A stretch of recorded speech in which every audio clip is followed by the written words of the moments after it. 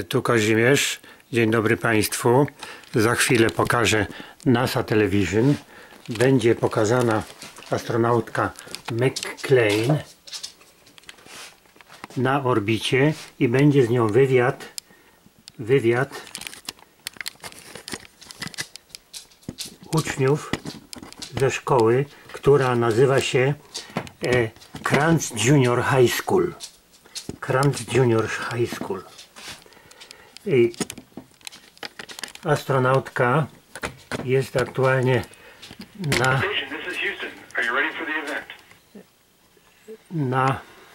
orbicie. Na orbicie. I także ten wywiad odbywa się przez uczniów ze szkoły. Tutaj jest pokazana ta sala, gdzie zgromadzeni są uczniowie. I astronautka jest na orbicie. Będą zadawane pytania na temat, jak wygląda życie na stacji, jakie eksperymenty, jak astronautka doszła, zrobiła karierę i doszła do tego, że znalazła się na orbicie. Na orbicie znajdują się 3 astronauci. Ona, ta McClain, jeszcze Dawid z Kanady i Oleg z Rosji. I ona aktualnie jest na orbicie stacji kosmicznej od grudnia do lipca 2019.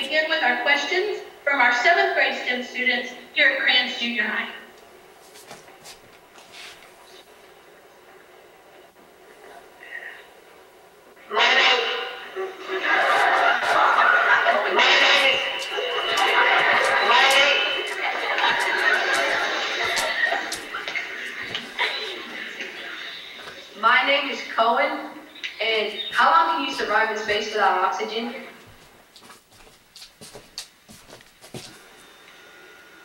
Hi Colin. First I want to say hi to everybody from the International Space Station. It's such a pleasure to get to talk to you and answer your questions. So to answer your question about how long we can survive without oxygen, the human body can make it about 6 minutes without oxygen, which isn't very long. But I'll tell you what we're more concerned with being up in space and flying spacecraft is that we're in a vacuum, and which that means is that there's no pressure outside.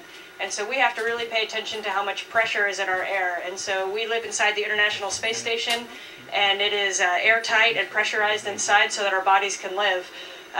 We would lose consciousness in about 12 to 15 seconds if we actually lost pressurization. So that's actually more of a danger to us than lack of oxygen. We are now moving on to the next question. Hi, my name is Nathan, and this is my question. What is the best view you have seen in space? Well, Nathan, I'll tell you what. I'm going to tell you two views because I can't really decide which one is better. The first one, I'm from the West Coast. I'm from Spokane, Washington, and I've lived all over the country, mostly on the East Coast, the West Coast, down in Houston, not far from you. But one place I've never been was Michigan, and I've never seen the Great Lakes on Earth. And when we fly over the Great Lakes, it is just incredible from here. You can see the rolling hills and the mountains all around it, and then you can see the shape of the water. It's really incredible. My second favorite view is the moon. Ever since I was 3 years old, I used to look up at the moon and think about what it would be like to go to the moon, to think about how those people felt when they put their first foot on the moon, what it would be like to blast off on a rocket with all that power to the moon. And so that's always, to me, been something that made me dream. And now I get to be in space and looking at the moon, and I can watch a moonset or a moonrise, and because we're going 22,000 miles an hour, you can actually watch the moon go down. You can really see it move over the horizon. And I tell you what, it is absolutely beautiful from here to see the moon. Hello, my name is Emma, and my question is, do you have any inspiring quotes that you live by?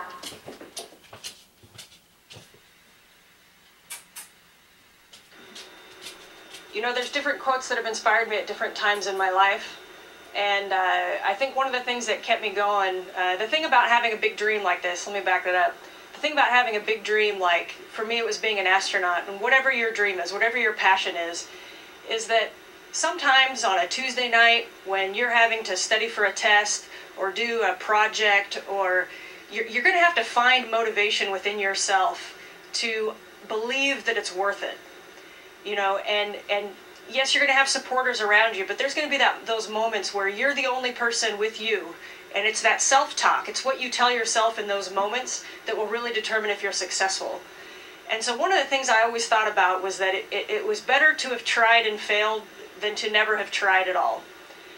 And I decided at an early age that I was never going to self-eliminate, which means I was never going to quit. If I was not going to make this dream, then somebody else was going to have to stop me, because I was going to sign up for the hardest classes. I was going to pick the hardest majors. I was going to go to the college. I went to West Point, and when I was 18 and having to fly across the country to go to college, that scared me. But I got out of my comfort zone and I said, I'm going to make these decisions, and somebody else is going to have to tell me no, because I was going to keep driving forward. And so to me, it's just never self-eliminate. Hi, my name is Grayson, and my question is, what does your suit feel like? Is it light or is it heavy?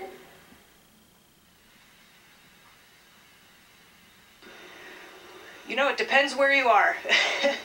I've trained for space a lot longer than I've been in space, and so we train a lot on the ground in our spacesuits. And on the ground, our spacesuits weigh about 250 pounds, so that's probably two of most of you. It's really heavy. And the other thing is, we talked about the pressurization. Well, we practice pressurization. Well, when you pressurize a suit, it becomes like an armor, like you see in the old movies when knights wear that metal armor. That's how rigid it is. It's not soft, it's really hard. And so it's not only is it heavy, but it's really rigid. And it only bends where it's designed to bend. And so on the ground, it can be unforgiving. Sometimes you can get bruises from it. You know, you really have to battle it when we're underwater and practicing. Now, the first week I was up here in space, we got to put it on for the first time, and I realized what it was like floating inside of the spacesuit, and then it felt really light, and that's what I understood it was designed for. And that's one of the big challenges about training for space, is how do we train on the ground to make it realistic in space? My name is Alex, and my question is, what planets besides Earth have you seen in space?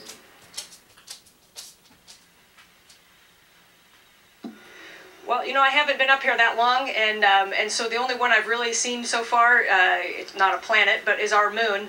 And I have not yet spotted any of the other planets, but now that I'm kind of getting adjusted to what work I'm doing on board, I'm starting to have a little bit more time to look out the window, and so I'd really like to see Mars, and I'd really like to see Venus. Hi, my name is Lavelle Mason, and my question is it frightening to know that all your rules in space have to be exact and that there's no room for error?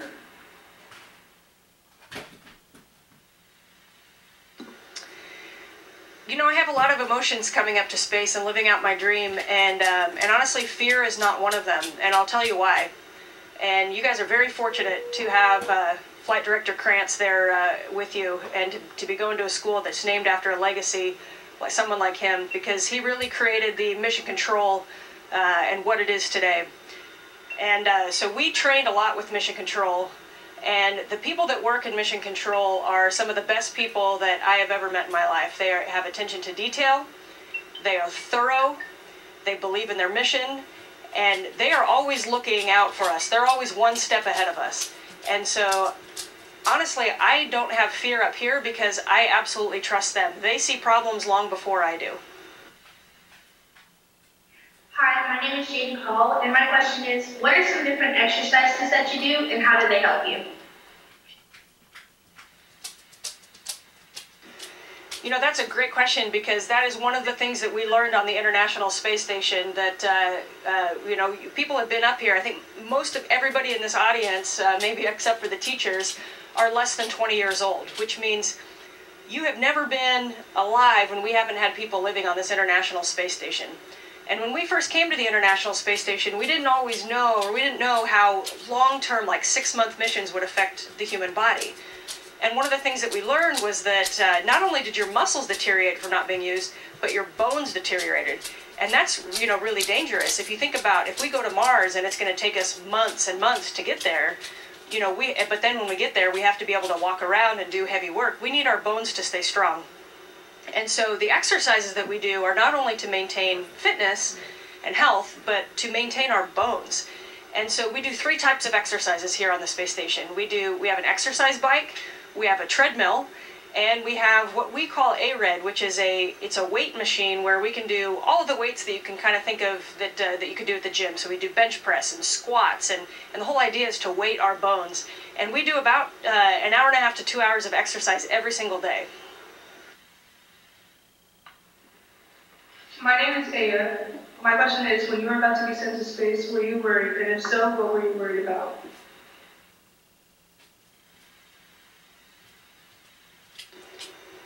And I'm sorry, can you repeat that question one more time? My question is, when you were about to be sent to space, were you worried? And if so, what were you worried about?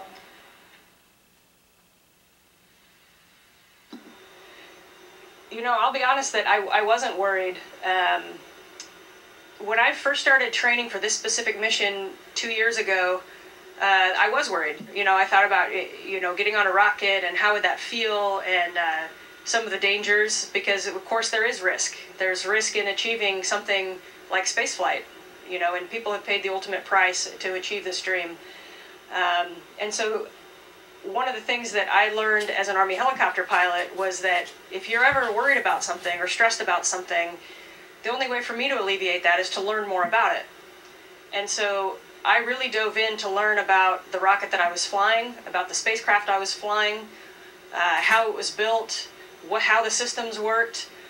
I tried to learn everything I could possibly learn so that if anything went wrong, I would know exactly what to do. And I've found throughout my life, and this doesn't just apply to spaceflight, but throughout my life, anytime I'm nervous for something, I usually realize it's because there's an unknown. There's something I don't know about it.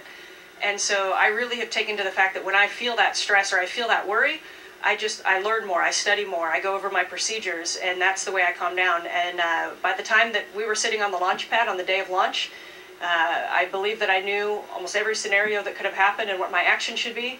And so on that day, it was just pure excitement and pure joy. Hi, my name is Brooke, and my question is, what is your favorite food to eat in space? Well, I'll tell you, one of the things that's gotten better over the last 50 years of spaceflight is our food, and we have a huge variety, and I brought a little bit to share with you guys.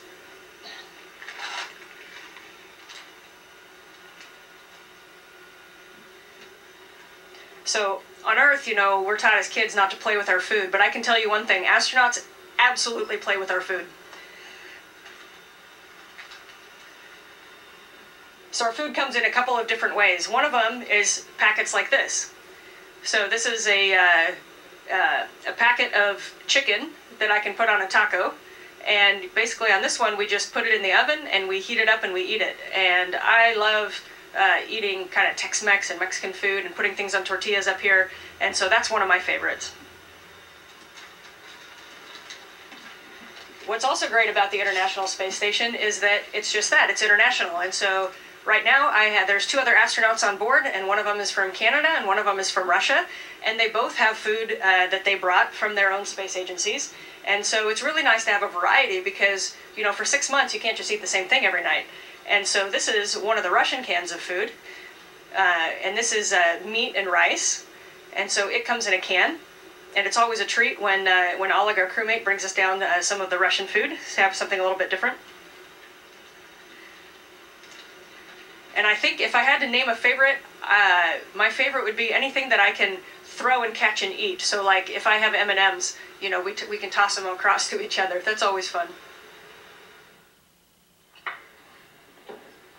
Hello, my name is Stephen Baeza, and my question is, what is your daily schedule and how long are you out there in space? So thanks for that question. And our daily schedule, we're up here for about 6 months. And our daily schedule looks a whole lot like it does on the ground, actually. So one of the things that they realize is that you can't work all the time and be at your best. We always have to be prepared if something happened, which means we need to be well rested, and we need to have the spare capacity to be able to react in an emergency. And so part of sustaining spaceflight for long periods of time is having rest and recuperation time. So we do that on nights and weekends. And then we work about a 12-hour day during the week. So we start off our morning with a meeting with all the flight control centers across the world. We have 5 main flight control centers that control us up here. And so everybody gets on the radio at the same time. We pass any pertinent information, maybe big picture words on what we're going to be doing that day. They answer any questions that we have on tasks, and then we work about 12 hours, and then we have a meeting at the end of the day where we kind of wrap it up. And then outside of that work day, we have personal time. So that's when we can call our families or maybe watch a movie. My name is Kaylee, and I know becoming an astronaut requires a lot of training. How many years did you receive?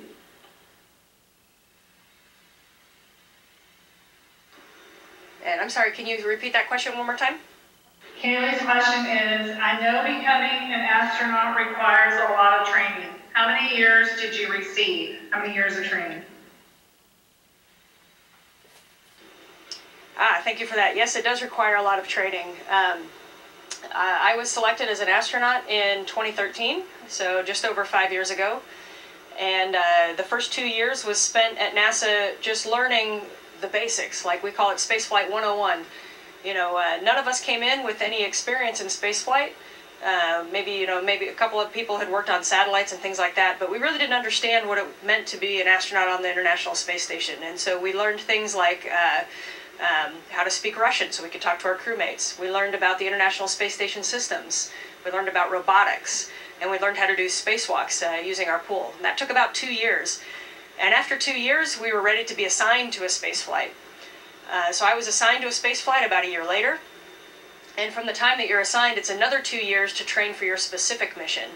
And so during that time, we spent a lot of time in Russia because we launched on the Soyuz spacecraft. And so about half of that time is spent learning how to operate the Soyuz spacecraft and be a crew member. And then the other half is about increment specific. We call it increments up here. So mission specific stuff. What experiments are we going to be running? What hardware might we be installing? And so that's about 5 solid years of training at NASA. But I will say a lot of what I use up here, I learned before I ever got to NASA. And that's how to work in teams, how to work with other people, how to live in remote environments, you know, and perform with small teams on high-risk tasks. And so I'd like to say, you know, maybe some of you are going to be the astronauts out there, and I would say you're already in training, because the things that you're learning right now at school, you're absolutely going to use when you make it here. Hello, my name is Danae, and I know that when you are in a space with high altitude, your ears pop. Does this happen in space?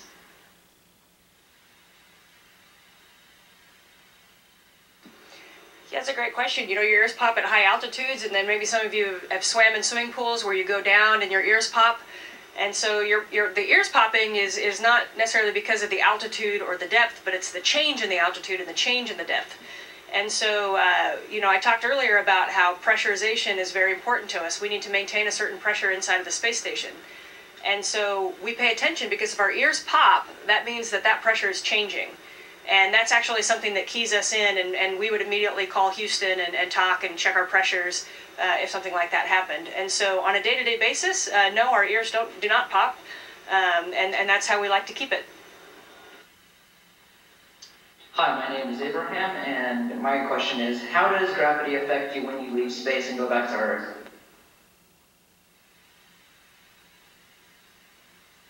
That's another great question. The human body is really amazing, and the human body can adapt to any environment, or I shouldn't say any environment, most environments. When we come up to space, the body takes a little while to adjust, and it's different for everybody, and there's no way to predict it. You really don't know how your body's going to adjust until you get here. Some people feel sick, some people are fine, some people feel dizzy, maybe they get head colds and things like that. But within about a week, everybody kind of feels normal. The human body just says, oh, okay, there's no gravity. I guess we're going to adjust now. Well, so now our body's really used to having no gravity. And so when we go back, that's going to be a whole nother round of getting used to it. And so I've never returned from space yet. This will be my first time. So I only know the stories that I've been told, but things feel very heavy. I just recently got an email from one of the folks that just left the space station a little while ago, and he said, it still surprises me sometimes that things don't float. And so, you know, your body just gets used to it. You're used to putting down a pencil and having it float there. For the human body, it can actually happen the same way it comes to space. It can happen the same way when you go back to Earth, which means you can feel nauseous, you can feel dizzy, you can feel lightheaded. One of the interesting things about the human body when we're up here is that the overall fluids in our body goes down by about 15 to 20%, the volume of our blood and fluids in our body. Well, we need those fluids when we go back to Earth, and so we have to make sure that we drink a lot and retain a lot of fluids before we go back. Otherwise, we would be susceptible to fainting as our body reconditions itself to being back on Earth. But that is one of the things that we're studying, especially for going back to Mars, because if we're going to be traveling to Mars for 5 to 6 months, and then we're going to land on Mars, we're going to have gravity on the body again, we have to really understand how that's going to affect the body.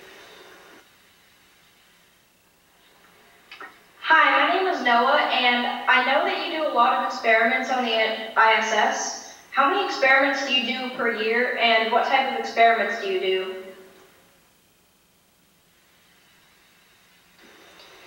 So we do all sorts of experiments up here. It's one of the really cool parts about being up here. So many of you guys are probably interested in science. I know I was at your age, and I love doing experiments in the lab. Well, you know, we have national science laboratories in the United States, and these are with government assistance funded by universities where we're doing cutting-edge science.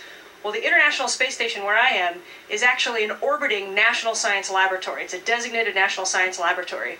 And we have, during our 6-month mission, we'll do around 300 experiments, and those are just the ones that I come in contact with. And so some experiments come up on our visiting vehicles, we call them, our cargo vehicles, and we don't touch them. They can be totally remotely operated from the ground.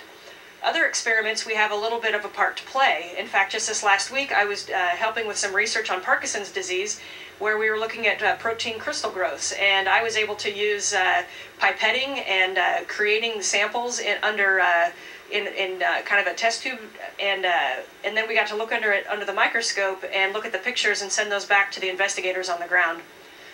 For some experiments, we are what is being researched, and so, like I said, the effect of space on the human body, and so we'll do blood draws and surveys and ultrasounds of our own bodies, experiments on us.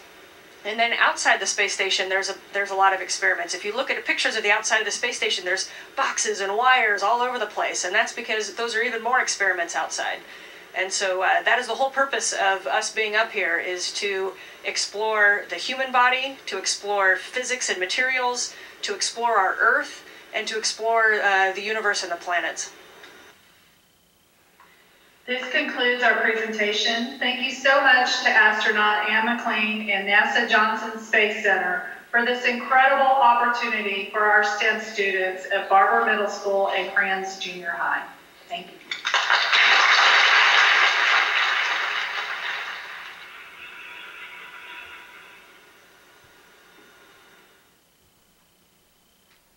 Station, this is Houston ACR. That concludes the event. Thank you, Ann. Thank you all participants from Kranz Junior High School. Station, we are now resuming operational audio communication.